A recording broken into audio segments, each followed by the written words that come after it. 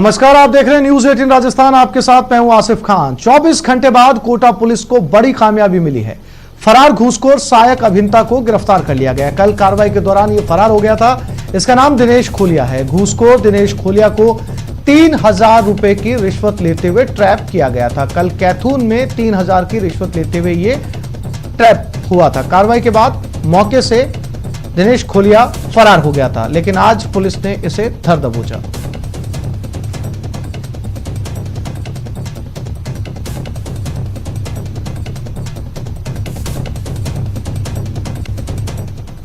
और जालौर में भी एसीबी की कार्रवाई सामने आई। रिश्वत लेते हुए महिला पटवारी को ट्रैप किया गया। 5000 रुपए की रिश्वत लेते हुए इसे गिरफ्तार किया गया। अनीता चौधरी इसका नाम बताया जा रहा है। म्यूटेशन भरने के नाम पर इसने रिश्वत मांगी थी। डीएसपी अनराज पुरोहित ने यह कार्रवाई की।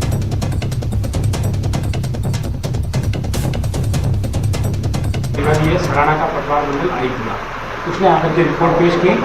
मेरे पिताजी के पटेल की म्यूटेशन व हद तक नामे की म्यूटेशन के लिए पटवारी अनीता चौधरी 8500 रुपये मांग रही है।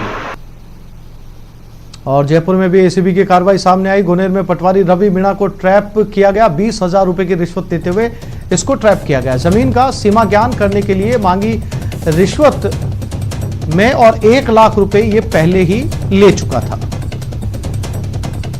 रवि मीणा गुनेर में पटवारी को ट्रैप किया गया। एसीबी ने 20,000 रुपए की दूसरी किश्त ये ले रहा था, जबकि 1 लाख रुपए पहले ले चुका था। और दूसरी किश्त के अंदर ये एसीबी के हत्थे चढ़ गया। जमीन की मार्किंग के बदले में इसने ये रिश्वत मांगी थी।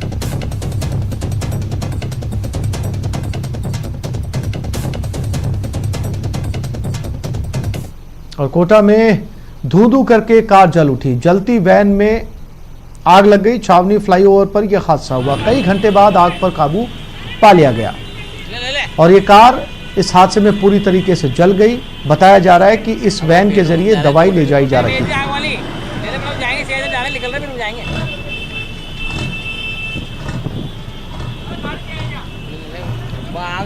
तस्वीरों में देख सकते हैं इस वैन को पूरी तरीके से जलते हुए। छावनी फ्लाईओवर पे यह हादसा हुआ था। इस पूरी वैन के अंदर जो प्राथमिक जानकारी मिल रही है उसके मुताबिक इसमें दवाइयां लदी हुई थी और इस फ्लाईओवर के ऊपर इस कार में आग लग गई और उसके बाद में अंदर से पूरी तरह से ये कार जलकर राख हो गई।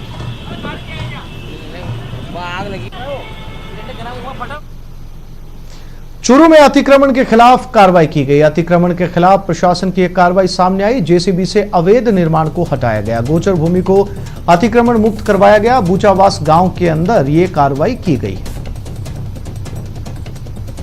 तो चूरू की ये तस्वीरें हैं जहां पर अतिक्रमण किया गया था, लेकिन आज प्रशासन ने इस अतिक्रमण को हटा दिया। गोचर भूमि की जमीन थी। जेसीबी से इस अवैध निर्माण को हटाया गया।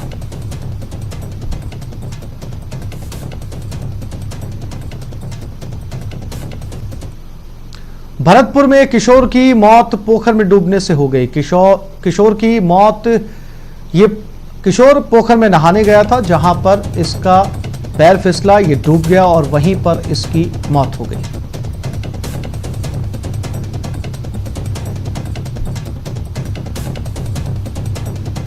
भरतपुर का ये मामला है जहां पर एक तालाब में नहाने गया था और वहीं इसकी मौत हुई।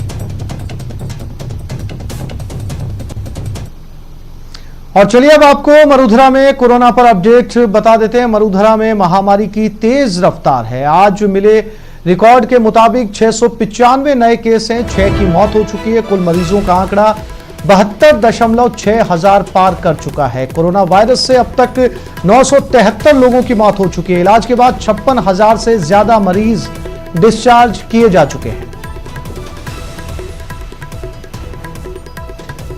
जोधपुर में 10,856, जयपुर में 9,133, अलवर में 6,946, कोटा में 4,387, बीकानेर में 3,962, अजमेर में 3,729, पाली में 3,691, भरतपुर में 3,540, सीकर में 2,382, नागौर में 2,213 केस अब तक कोरोना के सामने आ चुके हैं।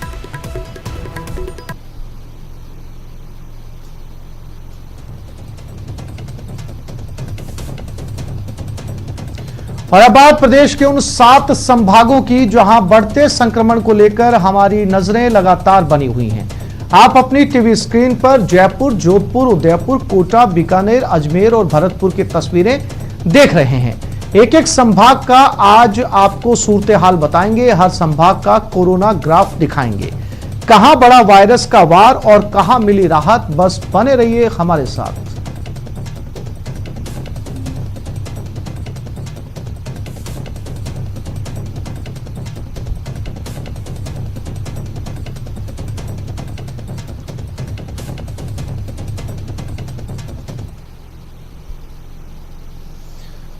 तो अब एक बार फिर से आपको बताएं कि प्रदेश के उन 7 संभागों जहां पर संक्रमण बढ़ रहा है वहां पर हमारी नजरें लगातार बनी हुई हैं। अपनी टीवी स्क्रीन पर आप एक बार फिर से जयपुर, जोधपुर, उदयपुर, कोटा, बीकानेर, अजमेर और भरतपुर की तस्वीरें देख रहे हैं। एक एक संभाग का हाल आपको आज बताएंगे और ये भी दिखाएंगे कि किस संभाग के अंदर कोरोना कितना ज्यादा बढ़ा है और कहां कितनी राहत मिली है। आप बने रहिए हमारे साथ।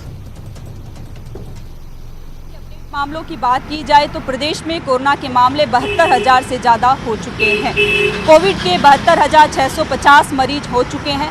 जयपुर में कोरोना तेजी से पैर पसारता जा रहा है। राजधानी जयपुर में प्रतिदिन 100 से ज़्यादा मरीज मिल रहे हैं। आज भी कोरोना के 115 मरीज मिले हैं। अब राजधानी जयपुर में कोरोना मरीजों की संख्या 9,133 है। कोविड के कारण अब तक 973 मौतें हो चुकी है। प्रदेश में कोरोना के एक्टिव मामले 14,883 है। प्रवासी पॉजिटिव मरीजों की संख्या 9,202 है। प्रदेश में आज जहां रिकॉर्ड कोरोना के 695 मरीज मिले हैं, वहीं 194 रिकवर भी हुए हैं। जी देखिए, आज फिर कोटा में 37 नए पॉजिटिव रोगी सामने आए और संख्या की बात करें तो अब 4857 के करीब जो है कोटा में पॉजिटिव रोगियों की संख्या पहुंच चुकी है। लगातार शहर के साथ साथ ग्रामीण इलाकों से भी पॉजिटिव रोगियों के सामने आने का सिलसिला जारी है। जिला प्रशासन और चिकित्सा विभाग की टीमें मुस्तैदी से जुटी हुई जरूर है, लेकिन संक्रमण की चेन को तोड़ने में सफलता नहीं मिल पा रही है। तो वहीं आज 3 और रोगियों की इलाज के दौरान मौत हो गई। कोटा में अब तक 91 मौतें कोरोना से हो चुकी है। लगातार इलाज बेहतर करने के भी प्रयास किए जा रहे हैं। ऑक्सीजन की उपलब्धता को लेकर भी जो चिकित्सा विभाग है वो पूरी तरह से प्रयासरत है, पूरी तरह से सतर्क है। प्लाज्मा थेरेपी से भी इलाज किया जा रहा है, लेकिन फिर अब लगातार क्योंकि कोरोना रोगियों की मौत का सिलसिला भी जारी है। 91 मौतें अब तक कोटा में कोरोना से हो चुकी है। जिला कलेक्टर उज्जवल राठौड़ जो है आज उन्होंने सभी छोटे अस्पताल हैं कोटा के सरकारी अस्पताल, उन सभी के विभाग अध्यक्षों की आज बैठक जो है वो ले रहे हैं, समीक्षा कर रहे हैं अपने अपने इलाकों के बारे में। जो चिकित्सा अधिकारी हैं वो बता रहे हैं कि कोरोना को लेकर किस तरह की उन्होंने तैयारियां कर रखी है और आगे किस तरह से प्रभावी कदम और ज्यादा उठाए जा सकते हैं। तो लगातार कोशिश की जा रही है कि कोटा में संक्रमण की चेन को तोड़ा जाए, लेकिन आंकड़ा जो है 5,000 के नजदीक अब जा रहा है। पॉजिटिव रोगियों की तादाद में हर रोज बढ़ोतरी हो रही है।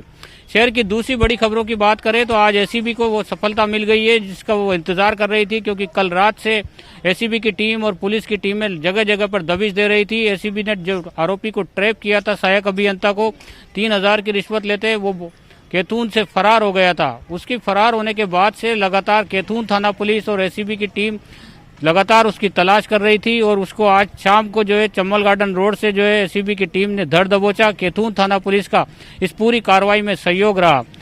हैरानी की बात यह है कि इस पूरी जो प्रकरण था इसमें भागने में उसकी मदद जो है उसके सहयोगी कर रहे थे। तो ऐसे में एसीबी की टीम ने 2 और आरोपियों को साथ में पकड़ा है, उसके सहयोगियों को। कैथून थाना पुलिस अब इस पूरे मामले में कार्रवाई करेगी, क्योंकि एसीबी की तरफ से सीआई दलवीर सिंह ने थाने में रिपोर्ट दर्ज करवाई थी कस्टडी से आरोपी के भागने की। उसके बाद पुलिस को सफलता मिल गई है, पुलिस ने आरोपी को पकड़ लिया है और अब उनसे तीनों आरोपियों से पूछताछ की जा रही है। तो वहीं गोबरिया बावड़ी चौराहे पर बनाए जा रहे फ्लाईओवर का विरोध करने के लिए लगातार जो है आसपास के व्यापारी पुनर्वास की मांग कर रहे हैं। जब तक पुनर्वास ना हो तब तक फ्लाईओवर नहीं बनने दिया जाएगा, इस तरह का वो आंदोलन कर रहे हैं। उसी के चलते आज उन्होंने यूआईटी के बाहर विरोध प्रदर्शन किया और सरकार से मांग की कि जब तक उनका पुनर्वास नहीं होगा वो फ्लाईओवर का काम नहीं होने देंगे। उसी के चलते आज जो है भारी पुलिस जाब्ता यूआईटी में भी तैनात रहा, तो वहीं गोबरिया बावड़ी चौराहे पर भी अतिरिक्त पुलिस बल तैनात किया गया। देखिए, अजमेर में लगातार बड़ी संख्या में कोरोना पॉजिटिव मरीजों के मिलने का सिलसिला जारी है। आज भी 55 नए मरीज जो हैं निकल कर सामने आए हैं, जो अजमेर शहर के अलावा किशनगढ़, ब्यावर, नसीराबाद कस्बे के हैं। तो इन 55 नए मरीजों के सामने आने के बाद जिले में कुल संक्रमित मरीजों का आंकड़ा बढ़कर 3784 पहुँच चुका है। वहीं अब तक 76 मरीजों की इलाज के दौरान मौत हो चुकी है। इस सब के बीच में 3126 मरीज ऐसे हैं जो अब तक इलाज पाकर ठीक हो गए हैं और स्वस्थ होकर घर के लिए डिस्चार्ज किए जा चुके हैं। इस सब के अलावा अगर कोरोना से जुड़ी एक और बुरी परिस्थिति उस समय निकल के सामने आई जब अलवागेट थाना पुलिस ने पिछले दिनों वेश्यावृत्ति के एक अड्डे का भंडाफोड़ किया था। उस दौरान कुछ महिलाओं को और पुरुषों को हिरासत में लिया था। उनकी कोरोना जाँच की गई तो उसमें से आज एक महिला और एक पुरुष की रिपोर्ट पॉजिटिव आने के बाद पूरे थाना परिसर में हड़कंप मच गया और आनन फानन में पूरे अलवागेट थाना परिसर को सैनिटाइज करने के साथ ही जो आरोपियों के संपर्क में आए पुलिस सिपाही थे उनका टेस्ट करने के साथ ही उन्हें क्वारंटाइन कर दिया गया है। इस सब के अलावा अगर बड़ी खबरों की बात करें तो आज जयपुर कमिश्नरेट की स्पेशल क्राइम ब्रांच ने जिले के किशनगढ़ कस्बे में इंडस्ट्रियल एरिया की एक ऑयल फैक्ट्री पर दबिश दी और वहां मिल रही लगातार अनियमितताओं और शिकायतों के बाद इस कार्रवाई को अंजाम दिया गया है। जयपुर कमिश्नरेट के अतिरिक्त पुलिस आयुक्त जो हैं अजय पाल लांबा, उनके निर्देशन में इस कार्रवाई को अंजाम दिया गया था और शिकायतें ये मिल रही थी कि इस ऑयल फैक्ट्री में लुब्रिकेंट की आड़ में नकली डीजल बनाया जा रहा है। जिसके बाद इस टीम ने जो है यहाँ पर रेड मारी और इस रेड में स्थानीय पुलिस के तौर पर सीओ किशनगढ़ पार्थ शर्मा और मदनगंज एसएचओ भी शामिल रहे। स्पेशल टीम ने यहाँ से सैंपल कलेक्ट कर लिए हैं और अब उसके आगे की जांच की जा रही है। सबके अलावा अगर बात की जाए तो पुष्कर के ब्रह्मा मंदिर में चल रहे विकास कार्यों में तेजी लाने के लिए आज संभागीय आयुक्त डॉक्टर आरुषि मलिक ने कलेक्टर प्रकाश राजपुरोहित के साथ एक अहम मीटिंग की और इस मीटिंग में जो पॉइंट ऑफ एजेंडा था वो ये था कि किस तरह से ब्रह्मा मंदिर के तहत जो काम हो रहे हैं, विकास कार्य हो रहे हैं, उनकी रफ्तार कोरोना काल के चलते धीमी पड़ गई थी, उस रफ्तार को और गति प्रदान की जाए और स्मार्ट सिटी के तहत उन प्रोजेक्ट्स को समय सीमा के तहत ही पूरे किए जा सकें। इस सब के अलावा शहर में आवारा पशुओं का आतंक जो है लगातार बना हुआ है। आज पुष्कर रोड सिनेवर्ल्ड चौराहे पर सड़क के बीच में दो आवारा सांडों की लड़ाई में एक सब्जी विक्रेता गंभीर रूप से घायल हो गया। इस घटना को लेकर क्षेत्रवासियों ने काफ़ी नाराजगी जताई और नगर निगम के खिलाफ नारेबाजी भी की। क्षेत्रवासियों का आरोप है कि लगातार इस तरह के आवारा पशुओं का आतंक जो है इलाके में बना हुआ है और आए दिन कोई ना कोई हादसा होता है जिसमें कई बार निगम को शिकायत करने के बाद भी कोई कार्रवाई नहीं की गई। तो आज आक्रोश के रूप में उन्होंने निगम के खिलाफ कार्रवाई की है और इन आवारा पशुओं की धरपकड़ न होने पर कलेक्टर से शिकायत करने की बात भी कही है। उदयपुर की अगर आज की कोरोना अपडेट की बात करें तो पिछले कुछ दिनों के मुकाबले आज मरीजों की संख्या थोड़ी कम सामने आई है। सुबह से अब तक 3 रिपोर्ट सामने आई है जिसमें कुल 19 लोगों में कोरोना संक्रमण की पुष्टि हुई है और इसमें सुबह जो 9 लोगों की रिपोर्ट आई थी वे सभी 9 लोग नए कोरोना संक्रमित पाए गए थे। इसके अलावा अभी शाम को जो 10 कोरोना पॉजिटिव मरीज सामने आए उसमें से 5 कोरोना पॉजिटिव मरीज पूर्व संक्रमित मरीजों के क्लोज कॉन्टैक्ट के सदस्य हैं तो वहीं 5 अन्य नए हैं। तो ऐसे में आज भी जो पॉजिटिव मरीज सामने आए उसमें नए पॉजिटिव मरीजों की संख्या काफ़ी ज़्यादा है और इन नए पॉजिटिव मरीज का सोर्स ना चिकित्सा विभाग पता लगा पा रहा है और ना ही संक्रमित मरीज को पता है कि संक्रमण उन्हें कहाँ से मिला है। तो ये एक बड़ी चिंता का विषय है और इसी को लेकर लगातार ये अपील की जा रही है कि एहतियात ज़्यादा से ज़्यादा लोग बरतें और कोविड-19 के प्रोटोकॉल की पालना करें ताकि ये जो संक्रमण की बढ़ती चेन है इसे रोकने में सफलता मिल सके। इसके अलावा होम आइसोलेशन को लेकर जो व्यवस्थाएं लागू की गई थी उसमें मुख्य रूप से अब चिकित्सा विभाग ने स्थिति पूरी तरह से स्पष्ट कर दी और साफ किया है कि मेडिकल टीम द्वारा घर का मौका मुआयना किया जाएगा और यदि घर पर स्थिति होम आइसोलेशन की होगी तभी व्यक्ति को संक्रमित व्यक्ति को ये स्वीकृति दी जाएगी कि वो एसिम्टोमेटिक हो या माइल्ड सिम्टम्स वाला हो तो उसे आइसोलेट घर पर ही किया जाएगा क्योंकि अब पॉजिटिव मरीजों की संख्या लगातार बढ़ रही है और ये वजह है कि चिकित्सा विभाग को अंदेशा है कि यदि इस संख्या में और तेजी से इजाफा हुआ तो हॉस्पिटल्स जो हैं वो फुल होने लगेंगे और मरीजों को वहाँ पर रखने में दिक्कत आएगी। तो इसीलिए होम आइसोलेशन की व्यवस्थाएं की जा रही है। दूसरी ओर आज चेतक चौराहे के समीप वन विभाग के कार्यालय के बाहर चालान काटती पुलिस के ऊपर एक बड़ा बबूल का पेड़ धराशायी होकर गिर गया। जब ट्रैफिक पुलिस की टीम चालान काट रही थी उस दौरान अचानक से पेड़ जो कि काफ़ी पुराना बताया जा रहा है ये पुलिस टीम के ऊपर गिरा है। इसमें 2 पुलिसकर्मी पेड़ के नीचे आ गए। हालांकि एक सब इंस्पेक्टर को हल्की चोट लगी है और इसके अलावा कोई भी हताहत नहीं हुआ है, लेकिन पुलिस की एक गाड़ी के अलावा एक कार और 2 दुपहिया वाहन क्षतिग्रस्त हुए हैं। जैसे ही सूचना मिली नगर निगम की दमकल जो है वो मौके पर पहुंची और पेड़ की कटिंग कर उसे साइड में किया गया। जो वाहन नीचे दब गए थे उन्हें निकाला गया। तब तक एक तरफा यातायात को रोका गया था और ये कोशिश की गई कि यातायात को डाइवर्ट कर जो ट्रैफिक की समस्या लोगों को हो रही थी उससे निजात मिल सके। ट्रैफिक पुलिस के साथ हुई इस घटना के बाद में ट्रैफिक पुलिस की डीएसपी सुधा पालावत भी मौके पर पहुंची। भरतपुर जिले में कोरोना के आंकड़ों की बात करें तो 68 मामले सामने आने के बाद अब 3668 कोरोना पॉजिटिव हो चुके हैं। वहीं रिकवर रेट की बात की जाए तो 3114 लोग सही होकर अपने घरों को जा चुके हैं और मौतों के आंकड़े की बात की जाए तो 70 का आंकड़ा अब मौतों का हो चुका है, जिसे लेकर पुलिस प्रशासन और मेडिकल टीमें सक्रिय हो गई हैं। मेडिकल टीमें गली मोहल्लों में घूमकर लोगों को इस संक्रमण से बचने की सलाह दे रही है। वहीं आपको बता दें कि जागरूकता के माध्यम से वहाँ संक्रमित लोगों को मौके पर ही उनकी सैंपलिंग ली जा रही है और उन्हें सलाह दी जा रही है कि इस संक्रमण से बचने के लिए वे घरों पर ही रहें। आपको बता दें कि अब पुलिस भी पूरी तरह से सक्रिय है और गली मोहल्लों में जाकर लोगों से समझाइश कर रही है कि इस संक्रमण से बचने के लिए वह आवश्यक के दौरान ही घरों से बाहर निकलें।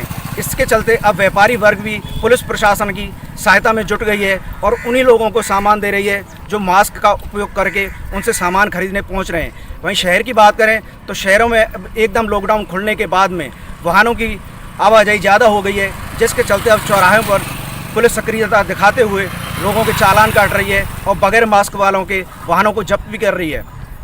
छोटे कस्बों की बात करें तो एसडीएम स्तर के अब अधिकारी पहुंच रहे हैं और लोगों से समझाइश कर रहे हैं। जो नहीं मान रहे हैं उनके चालान काटे जा रहे हैं, उनका व्यवसायों पर ताला भी ठोका जा रहा है, जिसके चलते अब कस्बों में भी व्यापारी वर्ग सक्रिय हो रहा है। आपको बता दें कि पानी आने के बाद में पांचना का पानी मुख्य रूप से आने के बाद में अब घने में आवक आने से घना प्रशासन भी खुश है। वहीं अच्छी बारिश पड़ने के बाद में अब किसान वर्ग भी खुश दिखाई दे रहा है और खेतों पर काम में जुटा हुआ है, जिसके चलते उन्हें अच्छी फसल आने की उम्मीद बनी हुई है।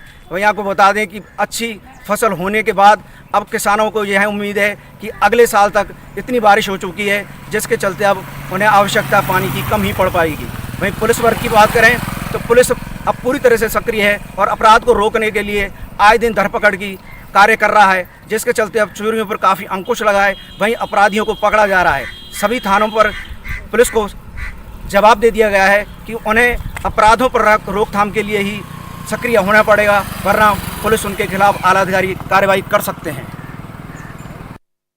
बीकानेर में कोरोना का खतरा कम होता हुआ नजर नहीं आ रहा है। लगातार विस्फोट हो रहे हैं और उसके बाद में अब जिला प्रशासन और चिकित्सा विभाग के हाथ पैर भी फूलने लगे हैं।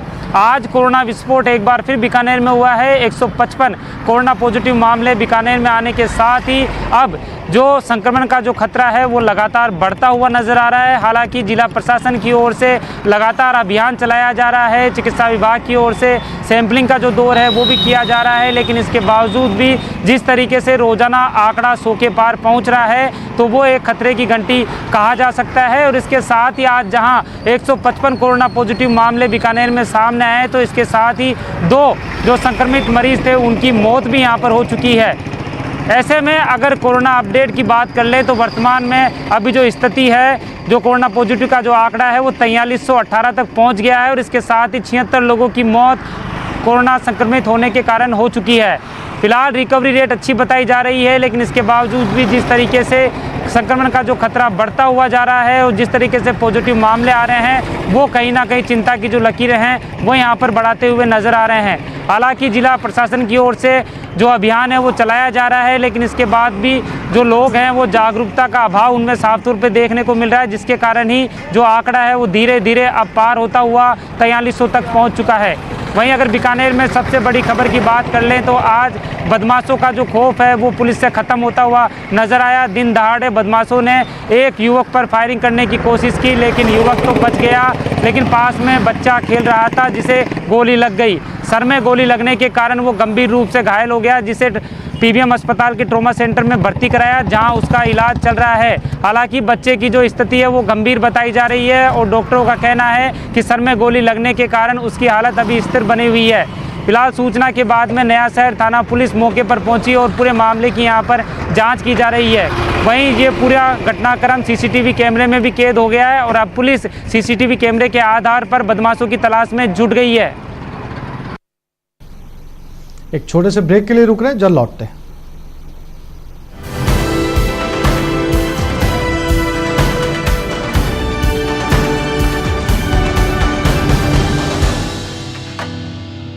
एक साथ खाना बना के तो देखिए। न्यूज और एयरटेल के चैनल नंबर 318 पर कोरोना की हर खबर देखते रहिए न्यूज 18 इंडिया पर।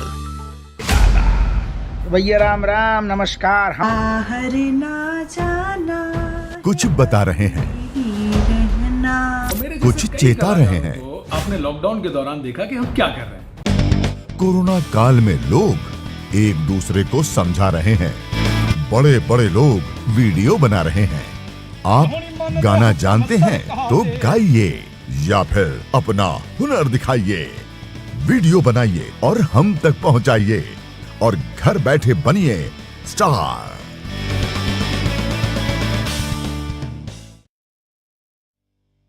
न्यूज 18 इंडिया आपका पसंदीदा नेशनल न्यूज चैनल उपलब्ध है डिश टीवी के चैनल नंबर 663 और D2H के चैनल नंबर 306 पर। कोरोना की हर खबर देखते रहिए न्यूज 18 इंडिया पर।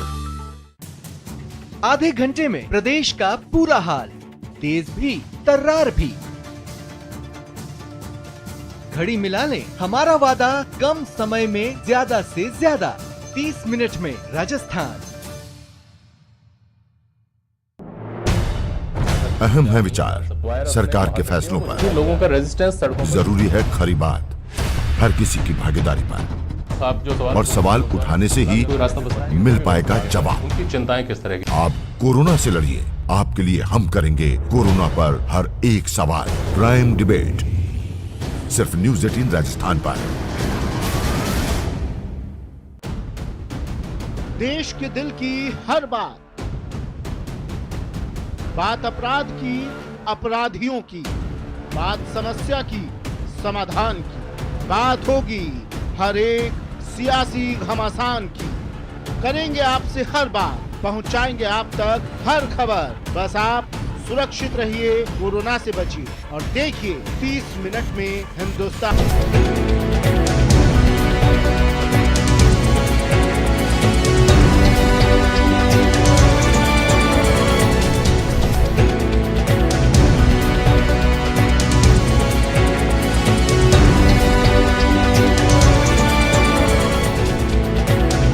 न्यूज हेडलाइंस के प्रायोजक सच्ची सहेली, महिलाओं के लिए सबसे भरोसेमंद औषधि एवं टॉनिक।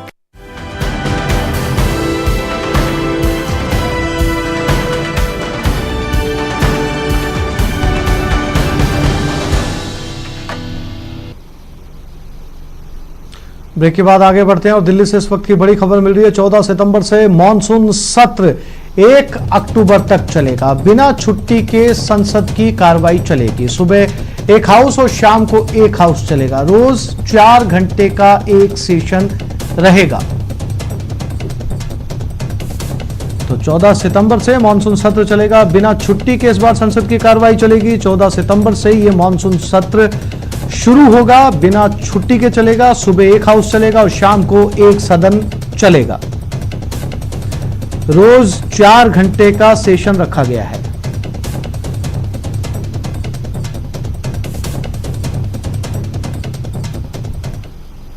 तो इस बुलेटिन में फिलहाल इतना ही। नमस्कार।